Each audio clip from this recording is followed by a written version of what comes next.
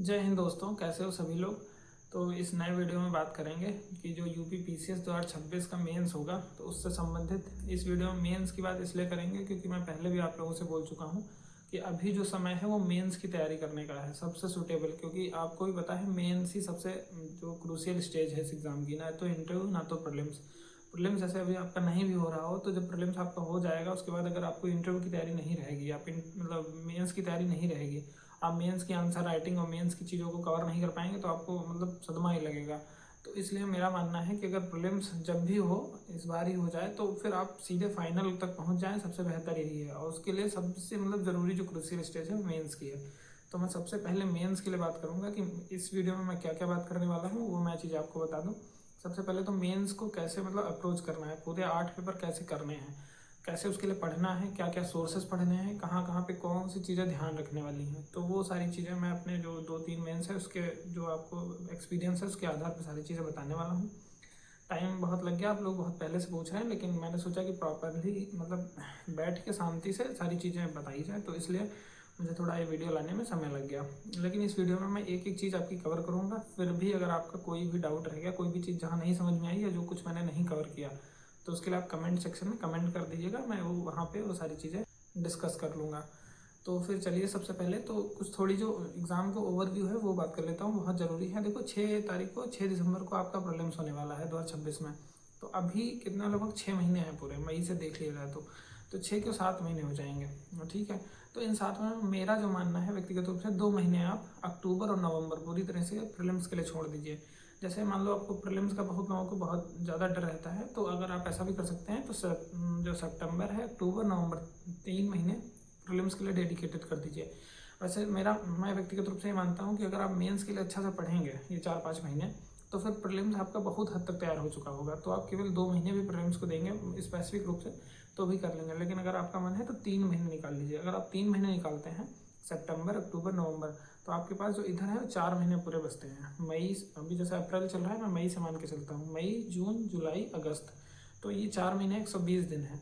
तो इन 120 में इतनी तो तैयारी हो सकती है आपकी कि आप जब, क्योंकि और एक चीज़ और मानिएगा कि मेरा जहाँ तक मैं देख पा रहा हूँ, जो मेंस एग्जामिनेशन होगा 2026 वाला, वो लगभग इसी समय में होगा जाके। लगभग 1 साल पूरा है आपके पास। जब आप प्रीलिम्स भी पढ़ेंगे वो 2 महीने के लिए, तब भी ऐसा नहीं कि आप मेन से डिटैच हो जाएंगे।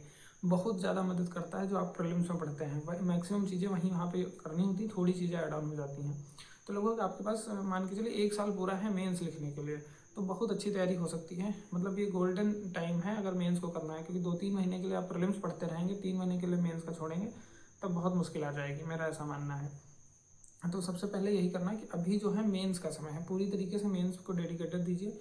हर एक विषय अच्छे से कंप्लीट करिए, अच्छे सोर्सेज से कंप्लीट करिए, हो सके तो शॉर्ट नोट्स बना लीजिए।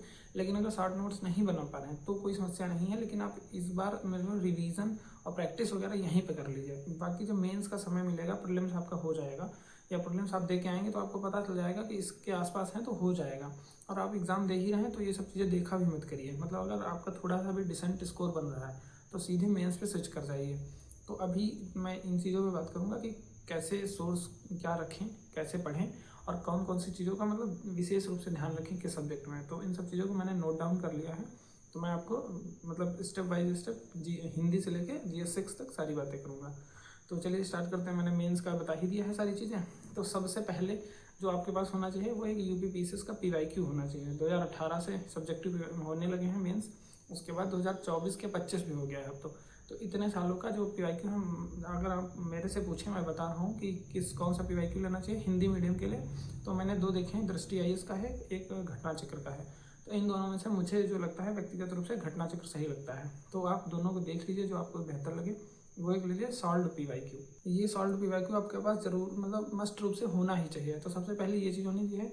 दूसरा जो सिलेबस है UPPCS मेंस का, तो वो मतलब हार्ड कॉपी में होना चाहिए। आपके पास टैब में है या आप कहीं भी है, लेकिन आपके पास हार्ड कॉपी में होना चाहिए। 2 चीज़ें जरूर हैं। तीसरा आपको जो ध्यान रखना है वो आपको टॉपर्स कॉपी की बहुत मदद लेनी है। जो भी लोग सेलेक्टेड हो गए हैं, जो अच्छी कॉपी लिखते हैं, उनकी कॉपी देखिए, उनसे भी बहुत आपको आइडिया लगेगा। तो ये 3 चीज़ें आप एक्स्ट्रा रखेंगे ही अपने पास, ये मैंने शुरुआत में ही बता दी। आपको टॉपर्स कॉपी आपको कहाँ से मिलेंगी? मैक्सिमम टेलीग्राम चैनल से मिल जाती है। मैं भी अपने टेलीग्राम चैनल पे प्रोवाइड करा दूंगा, तो उसकी टेंशन मत लीजिएगा आप, ठीक है। अब बात करते हैं सबसे पहला पेपर हिंदी। तो हिंदी आपको कैसे टैकल करना है मैं मतलब सीरियल वाइज सारी चीज़ें बताऊँगा आपको।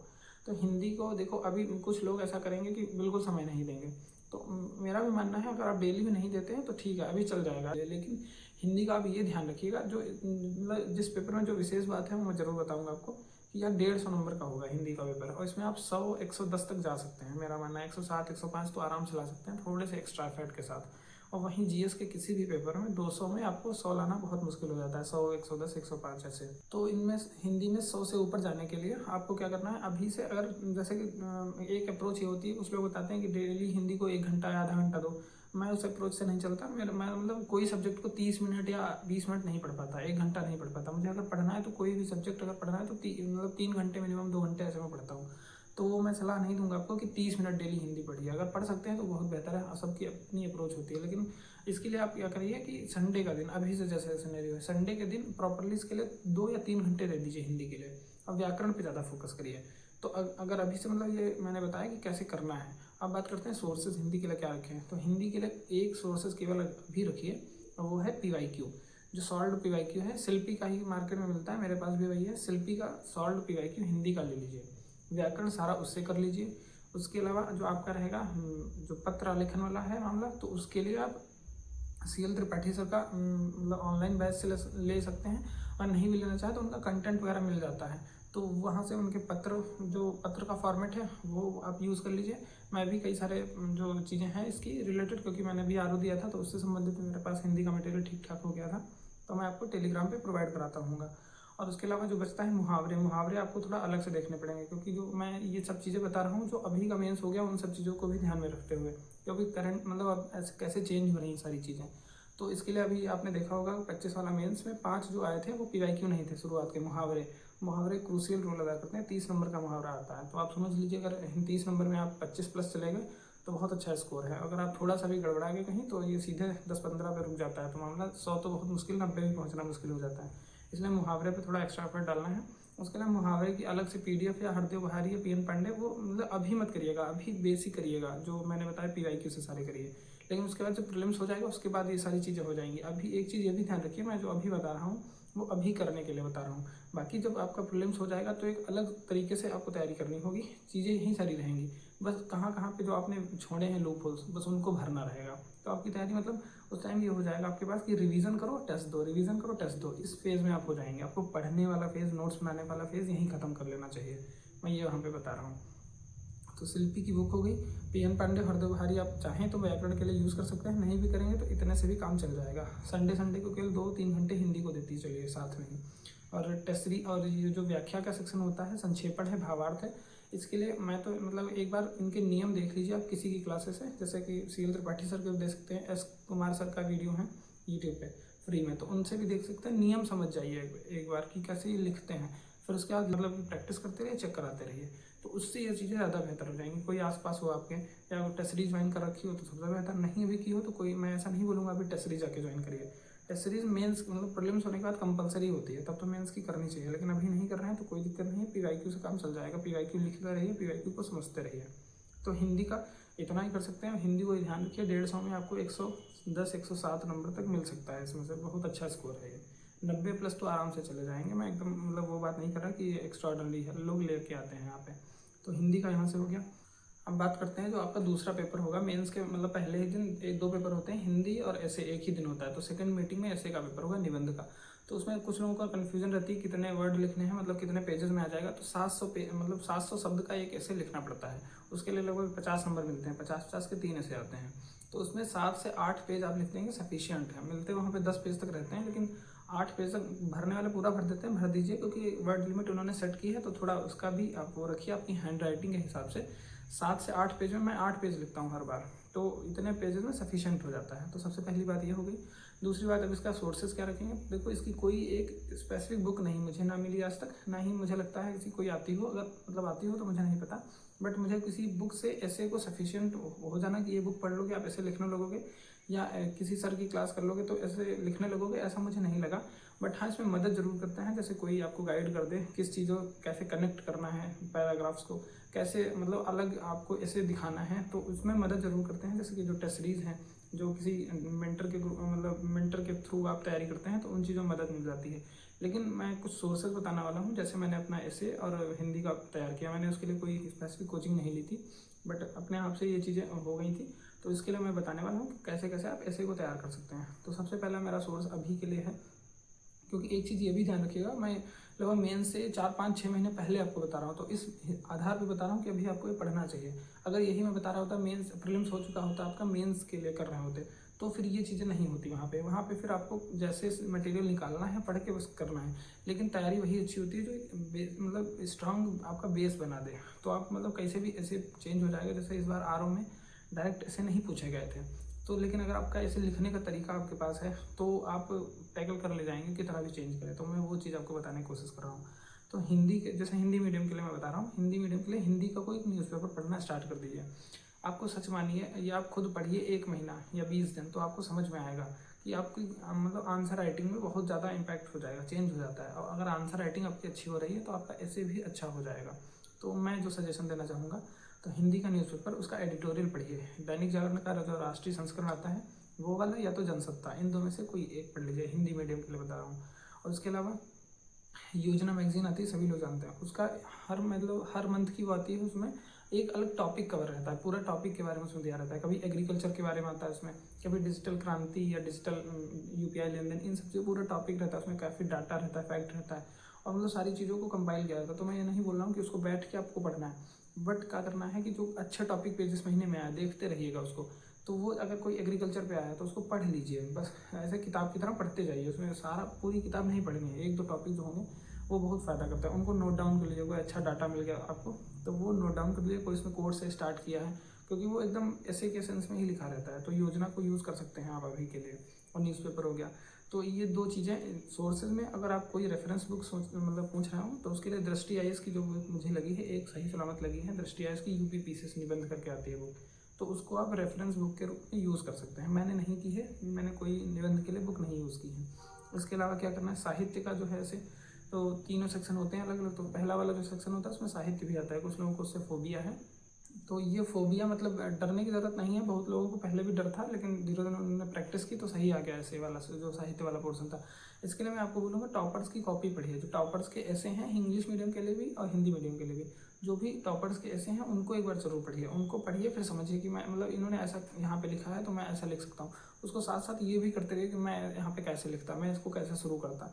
तो वो टॉपर्स की कॉपी सबसे पहला देखिए।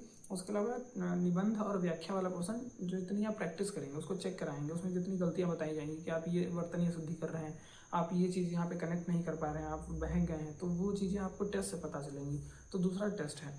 और जो आपका निबंध का पार्ट 2 पार्ट 3 होता है, उसके लिए देखो जीएस पैटर्न होता है, बिल्कुल आप जीएस के ही टॉपिक्स वहाँ पे आते हैं। तो मैंने उसको ऐसे ही तैयार किया था कि जो जीएस जैसे पेपर 3 है, डिजास्टर मैनेजमेंट हो गया, जलवायु परिवर्तन हो गया, इस टाइप के जो महिलाओं पे आते हैं, सोसाइटी का हो गया, तो उसको वहीं से तैयार करिए। बस उसका डाटा फैक्ट अच्छा होना चाहिए, उसकी रिपोर्ट्स, कुछ उदाहरण आपके करंट के होने चाहिए। करंट के उदाहरण आप लोग पूछते हैं मतलब कैसे तैयार करें, तो उसके अलावा यूट्यूब इतना चलाते ही हैं, यूट्यूब पे कहीं ना कहीं आपको मिल जाता होगा कोई भी ऐसा इंसिडेंट, जैसे मतलब कई ऐसे सारे चैनल्स हैं, कई आप रील्स ऐसे देखें, तो उनसे ही कंटेंट निकालिए ना जो रियल इंसिडेंट हो। या न्यूज़पेपर पढ़ते हैं उनसे मिल जाएगा। बस नोट डाउन नहीं करते आप देखते हैं उसको, पढ़ते हैं, आपको लगता है हाँ ये इंपॉर्टेंट है बस, लेकिन नोट डाउन नहीं करते, इसलिए आगे चल के भूल जाते हैं। तो उनको कहीं पर नोट डाउन करते रहिए।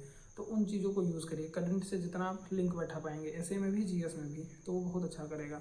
इसके अलावा कोट्स तैयार कर लीजिए। और मैं मतलब ऐसा करता हूँ कि खुद के कोट्स ज़्यादा बेहतर होने चाहिए। जैसे कि किसी का सुन लिया कि ये इससे ये इस टॉपिक से अच्छा मैच खाता है, तो बाकी तो जैसे कि मार्केट में बहुत सारे कोर्स मिलते ही हैं। दृष्टि आईएएस की बुक में भी बहुत सारे दिए हुए हैं, तो मैक्सिमम लोग उससे तैयार करते हैं, तो वो भी करिए, उसमें कोई बुराई नहीं। लेकिन सारे मत करिए, हर एक टॉपिक के 4-5 ऐसे तैयार कर लीजिए। और वो बीच बीच में डालेंगे आप, तो मतलब थोड़ा बेहतर प्रेजेंटेशन उसका बनता है, और थोड़ा वर्ड भी कम आपको लिखने पड़ते हैं। और एकदम ऐसे ऐसे लिखा रहेगा, उसमें बीच बीच में सुंदर सी राइटिंग में अगर आप बीच बीच में ब्लैक पेन से उसको लिख देते हैं, तो प्रेजेंटेशन भी उसका बेहतर होता है। बस हाँ, वो लिंक होना चाहिए, आप उसका लिंक बिठा पाएँ। तो मतलब अगर इसका कैसे लिंक बिठाना है और ये चीज़ें, तो इसके रूप में मैं एक दूसरा वीडियो प्रॉपर बना लूँगा। इसमें हिंदी और ऐसे को कैसे लिखते हैं, ऐसे में कैसे लिंक बैठाते हैं, तो उन चीज़ों पर मैं दूसरे किसी वीडियो में बात कर लूँगा। इसमें इन सब चीज़ों के बारे में मैं बता रहा हूँ। तो अब इसमें जैसे कि ये कोड्स वाला सेक्शन है, तो इसमें मैं टेलीग्राम पे कुछ ना कुछ भेजता रहता हूँ, तो वहाँ भी इसके मैं मुझे जो समझ में आते हैं, जो इसमें लिखे जा सकते हैं किसी टॉपिक को रिलेटेड, तो वो मैं टेलीग्राम पे भेज दूँगा। तो ये ऐसे का ये हो गया कि लिखिए, चेक कराइए, जो मैंने सोर्स बताए हैं आपको वो सोर्स आप फॉलो कर सकते हैं। और कुछ समय ज़रूर लगेगा, इसी के लिए भी आप यही कर सकते हैं, संडे को 2 से 3 घंटे दे दीजिए, वो छोटा छोटा नोट्स जरूर बनाते रहिएगा। तो प्रैक्टिस जरूर करिए, लिख जरूर लीजिए, एक ऐसे अल्टरनेट संडे में लिख लीजिए, क्योंकि ऐसे और व्याख्या वाला पोर्शन लिखने से ही आएगा। आंसर राइटिंग भी लिखने से ही आती है, कितना कोई बताए, लेकिन आंसर राइटिंग का ये है कि उसमें कोई बताने से भी फ़ायदा मिलता है, लेकिन ऐसे में जितना आप खुद से एक्सपेरिमेंट करेंगे उतना ज़्यादा फ़ायदा मिलेगा। तो हिंदी और ऐसे का यहाँ पे कंप्लीट हो गया। अब बात, तो इस वीडियो में इतनी बात करते हैं क्योंकि वीडियो बहुत लंबा हो जाएगा, इस वीडियो को यहीं पे एंड करते हैं। लेकिन इसके पार्ट 2 में मैं जो बचे हुए पेपर्स हैं, सारे पेपर्स के ये सारी चीज़ें मैं अलग से बताऊँगा। तो प्लीज़ आप, अगर आपको समझ में आए तो प्लीज़ सब्सक्राइब करिएगा, और जल्दी ही कल शायद अगला जो वीडियो है, मतलब आगे के पेपर्स के लिए, वो मैं सारी चीज़ें कल फिर से डाल दूँगा, क्योंकि ये वीडियो बहुत बड़ा हो रहा है। तो चलिए मिलते हैं फिर आपसे नेक्स्ट वीडियो में। सभी को धन्यवाद।